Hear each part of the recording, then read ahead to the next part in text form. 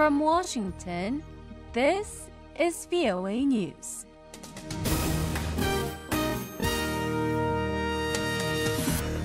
I'm Jee Abbey Lee reporting. Washington rejects Moscow's claim that the chemical gas sarin that killed dozens of people in Syria last week came from an airstrike on a rebel-held munitions storage. The National Security Council issued a report Tuesday and said the Syrian regime and Russia are trying to confuse the world community about who is responsible for using chemical weapons against the Syrian people in this and also earlier attacks. The NSC report said Syria's use of chemical weapons is unacceptable and poses a clear threat to the U.S. and the world. At the United Nations, the U.S., Britain, and France look set to go ahead with a revised Security Council resolution, although Russia is expected to veto it. Former Washington officials say Pentagon's decision to move a powerful U.S. Navy strike force closer to North Korea sends a strong message to the reclusive regime. The aircraft carrier USS Carl Vinson strike group left Singapore Saturday for waters off the Korean peninsula, a deviation from planned port visits in Australia. The nuclear-powered aircraft carrier with accompanying ships, including guided missile destroyers, is expected to arrive in Korean waters around the April 15th birthday of the late Kim Il-sung. He's the Communist nation's founder. The lawyer for the main suspect in Friday's truck attack that killed 4 people in Sweden says the man admits to a terrorist crime and accepts he will be arrested. Johan Eriksson spoke Tuesday before Stockham court at a hearing for 39-year-old Uzbek national Rakhmat Akilov. Authorities say he drove a stolen truck into a crowd at a department store.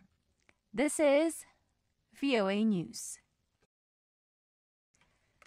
During a daily briefing Tuesday, White House Press Secretary Sean Spicer argued Syrian President Bashar al-Assad is worse than the leader of Nazi Germany, Adolf Hitler, because even Hitler didn't sink to using chemical weapons.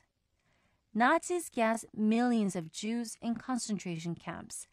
Spicer's comments drew immediate rebukes from the U.S. Holocaust Museum, the Anne Frank Center, and a number of Democrats.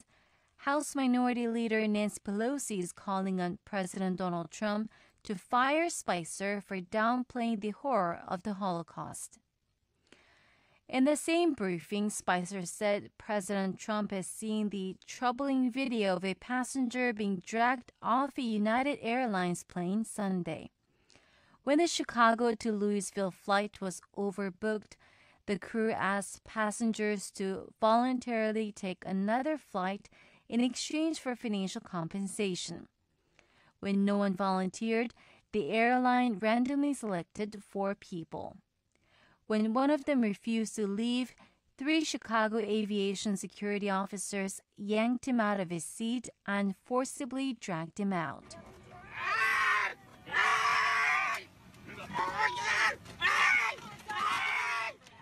The video showing the man being dragged from the plane and later returning with a bloodied face was widely circulated on social media, drawing angry reactions.